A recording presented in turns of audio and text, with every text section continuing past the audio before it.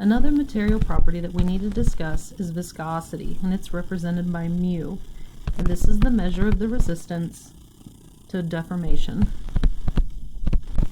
So oil is going to have a higher viscosity than water, or even lower viscosity gas, right? If I were to take two rigid plates with fluid in between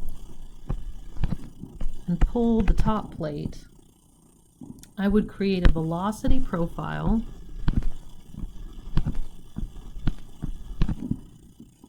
like this. The bottom plate is not moving, so I'm going to have change in y in one direction and the change in velocity in the horizontal direction. And this is my velocity profile.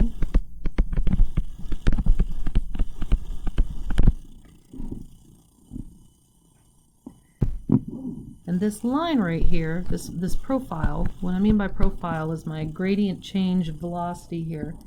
This linear velocity profile is determined by viscosity. As you can imagine, it's going to be easier to pull a plate through thin air than it is to pull it over oil. Okay, the actual profile is going to look a bit curved, but we can simplify it to a straight line and it'll be just fine.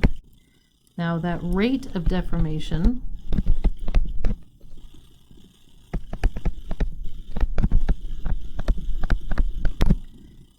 is the change in velocity over the change in y. So the higher we get, the faster it's going, is equal to the shear stress. And we can multiply it by the viscosity to get that relationship, that linear relationship of that line as determined by the viscosity.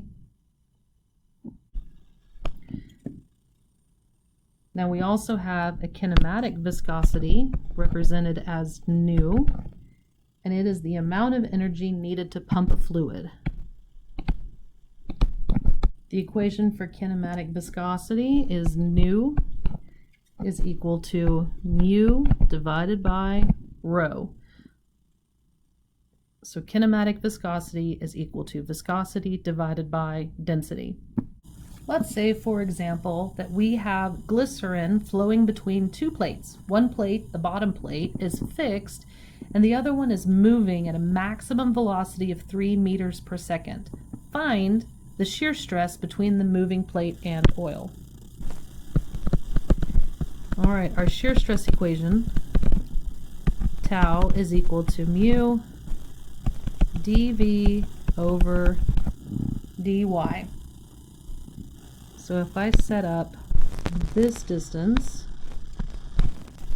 as my y, then I'm going to have Vmax here, and it's going to get gradually smaller as we move down.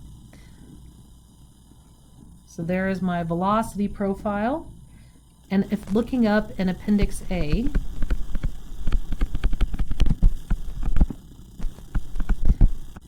I find that the viscosity for glycerin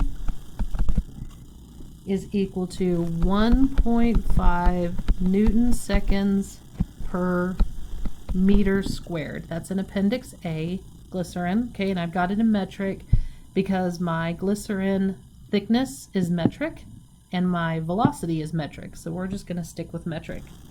So I have a velocity at a height y and a viscosity, so I can plug it into my equation for shear stress. Shear is equal to 1.5 Newton seconds per meter squared times 3 meters per second all over 0.02 meters. Okay, and this is equal to 225 Newton per meter squared. This time we're given a 2.1 foot diameter cylindrical solid rod that moves through a 2.108 foot diameter 4 foot long shaft. The rod weighs 25 pounds. The shaft is lubricated with oil that has a specific gravity, 0.82. We're also told the kinematic viscosity of the oil is 4.4 times 10 to the negative 4 foot squared per second. Find the velocity of the falling rod. Okay. So I've got here a very crudely drawn shaft that is filled with violet oil and a 25-pound rod. Our solution, remembering our shear stress equation, is equal to mu times dV over dy. Coming to our free body diagram here of my rod, it's going to have this weight acting down of 25 pounds, okay? And then it is also going to have a force, a shear force pushing up all the way around it, and I'm just representing that as a resultant FV, force shear that's acting up. And then it's also going to have a minimal and negligible normal force that's holding it in place as well. Now velocity is what we're looking for that shear force. So I'm going to rearrange my shear equation. So we have the velocity is equal to the shear times that dy divided by viscosity mu. Alright, I wasn't given mu, but I was given the kinematic viscosity of the oil nu. And remember that nu is equal to mu minus rho. So mu is equal to nu times rho,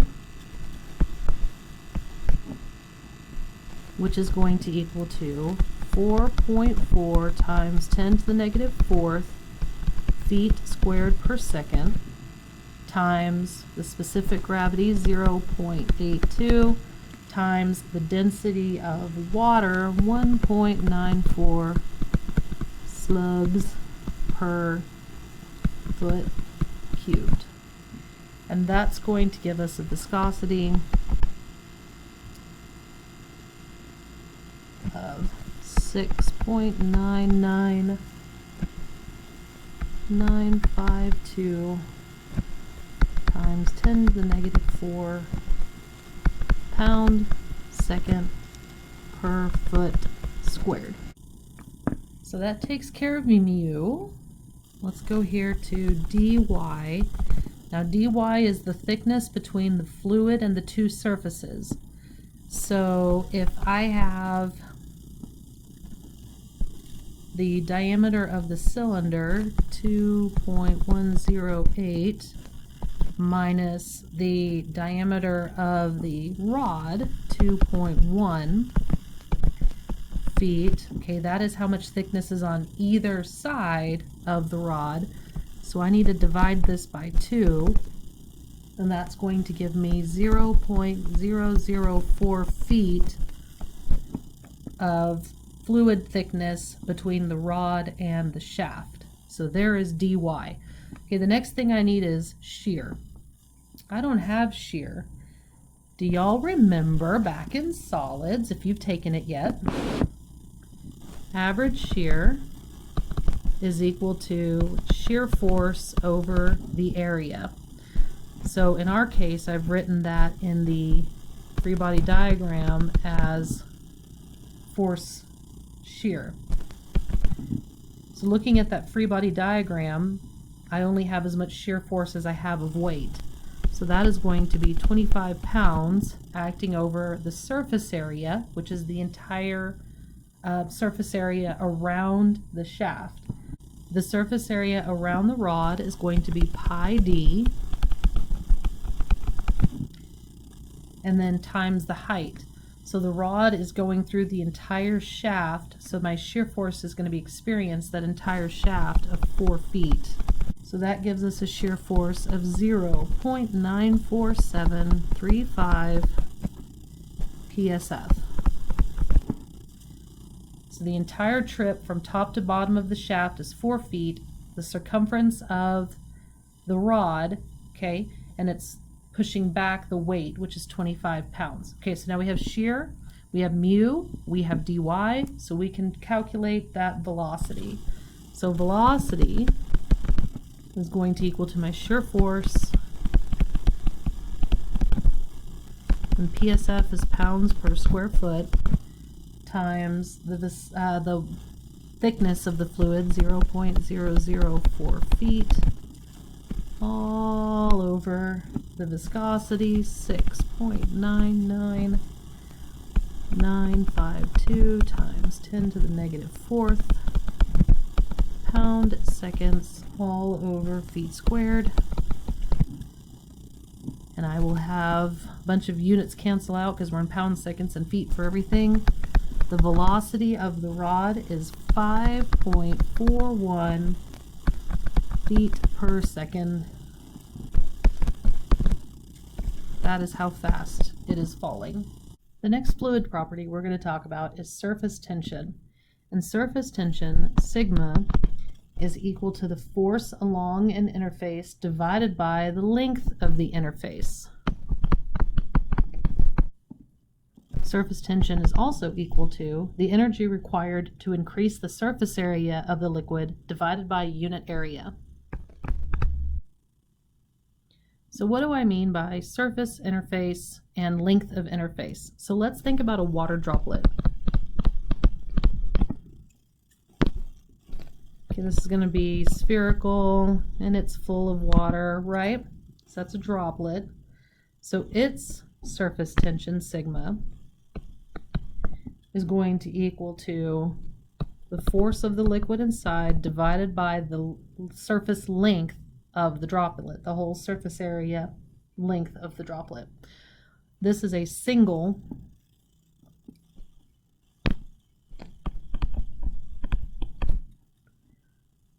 interface.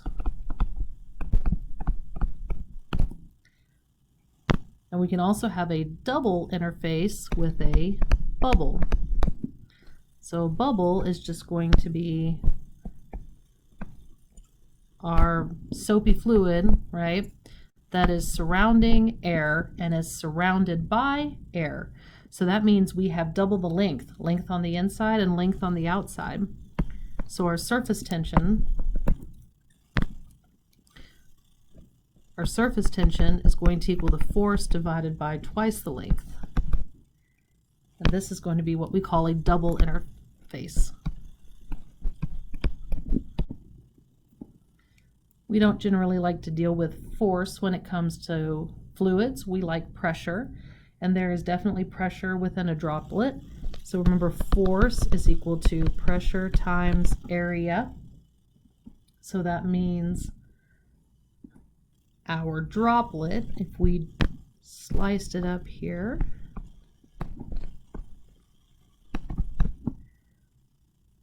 would have that fluid pressure here.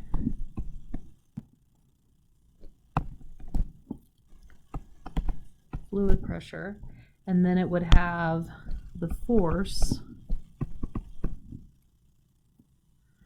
of the surface tension. So writing all this out, knowing the diameter of the droplet, I would have my surface tension is equal to pressure times that area, pi r squared, right, all over the circumference, 2 pi r. And look at all the nice things that cancel, and we are left with PR over 2 for our pressure. I'm doing real bad. This should be a P. There we go. Then it matches my equation. Okay, now this is just the pressure inside the droplet. If we want the absolute pressure inside the droplet, we're going to rearrange. So pressure is equal to sigma times 2 divided by R plus the atmospheric pressure, right, going on the outside here. So what if we have a mercury droplet at 20 degrees Celsius that has a surface tension value of 486 millinewtons per meter, and we want to find out what the pressure is inside of the droplet if the droplet has a diameter of 2 millimeters. So using our equation for a single interface,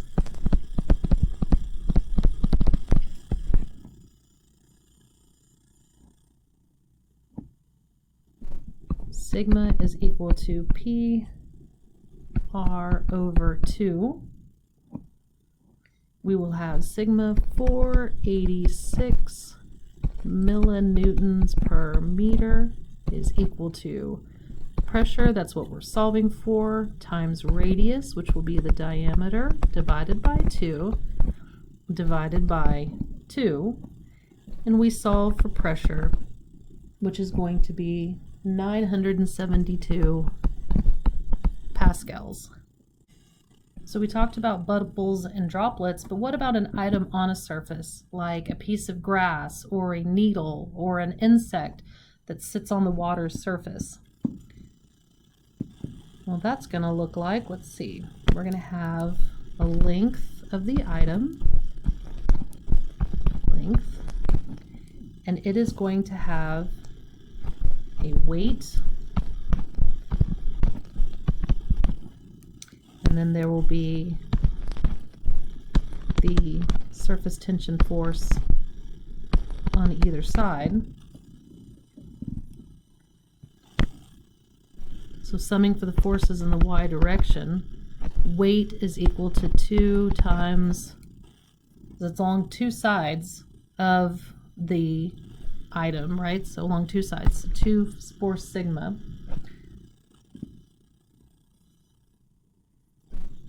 And sigma is equal to force sigma over length.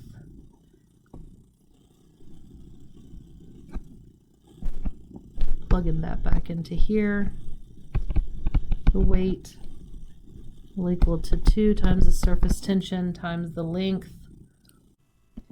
So let's say we're given a little dragonfly here that's on the surface of the water, and their feet that are touching the surface are approximately 5 millimeters in length. Find the maximum mass of this dragonfly so that it does not break the surface tension.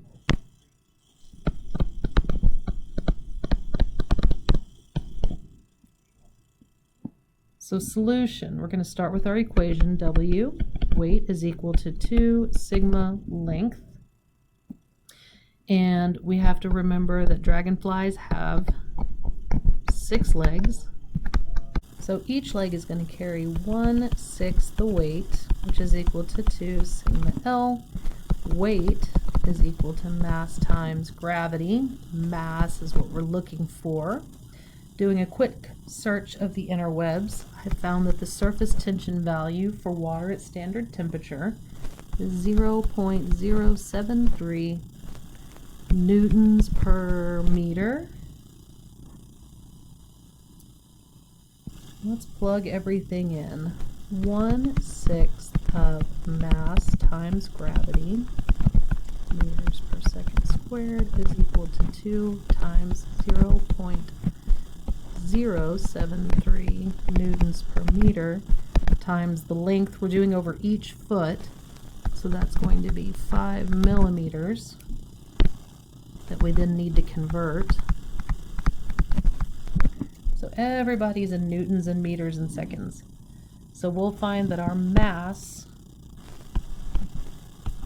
maximum mass for the bug, is 4.46 times 10 to the negative 4 kilograms, which is equal to 0.446 grams.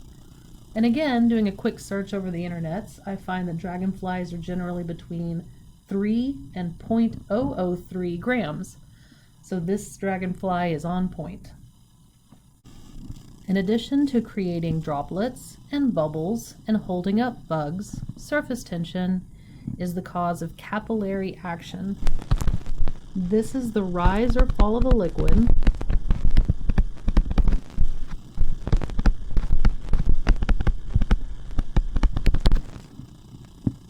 in a small diameter tube.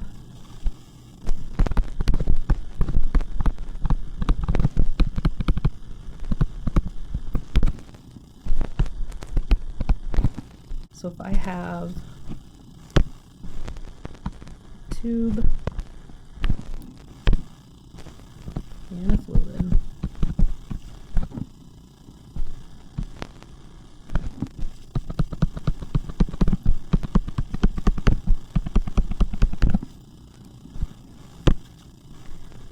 So this is capillary action. So we're coming up this height here,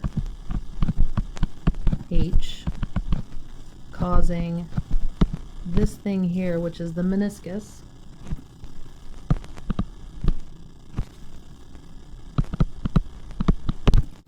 and it's going to be acting at an angle theta. Defining terms. Force S is equal to our surface force. And then we have theta, which is equal to the wetting angle.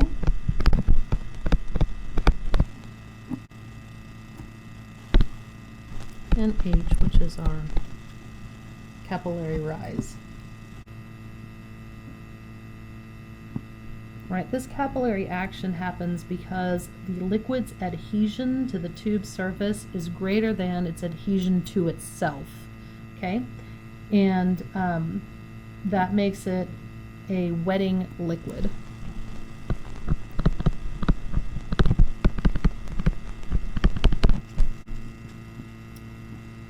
When it's a wetting liquid, it's concave up like the picture that I drew, which means it can act the other way. So a non-wetting liquid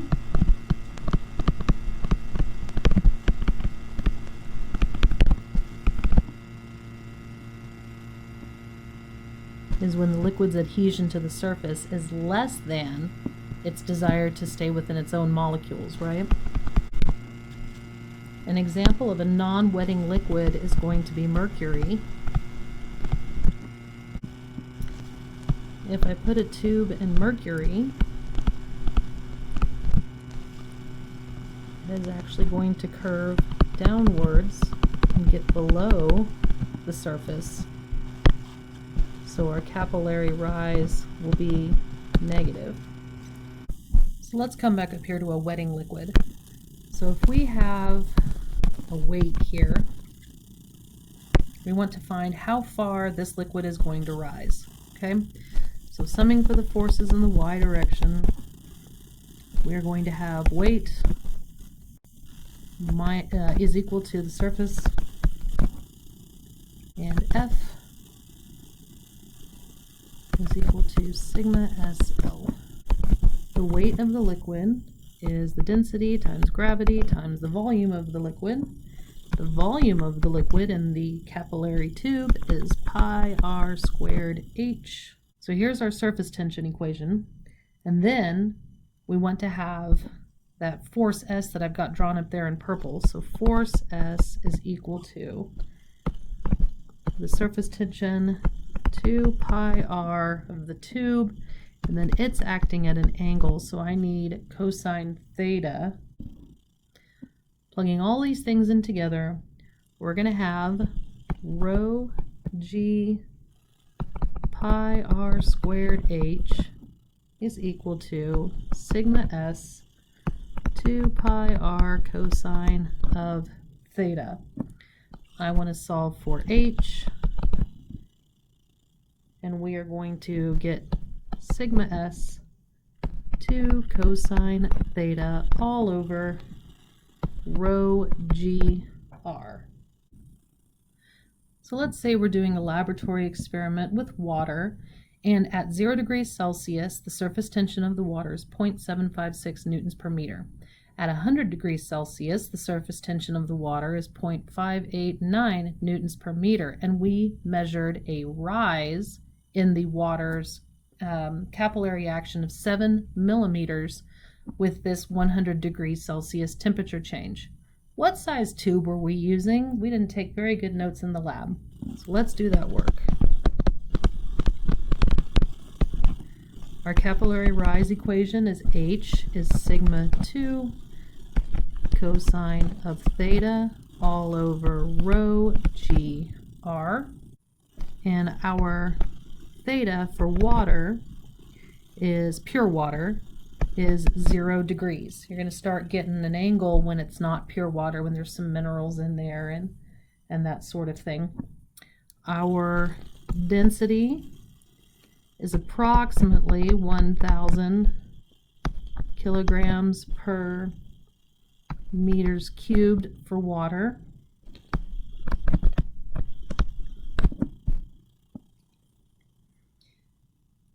And if we're looking for the change in height,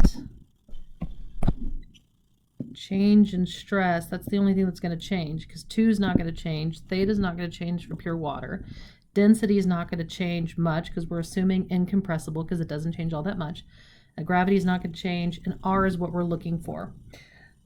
So let's plug in our values. Our change in height was measured at 7 millimeters, is equal to the change in surface tension, 0.0756 minus 0.0589 newtons per meter times 2. Cosine of 0 is 1. Sorry. Rho is 1,000 kilograms per meters cubed. Gravity 9.81 meters per second squared. And R is what we want to solve for. We find that radius is equal to 4.86 times 10 to the negative 4th meters. So that gives us a diameter of twice that, and I'm going to change it to millimeters, which gets us to about 1 millimeter of a tube diameter for this experiment.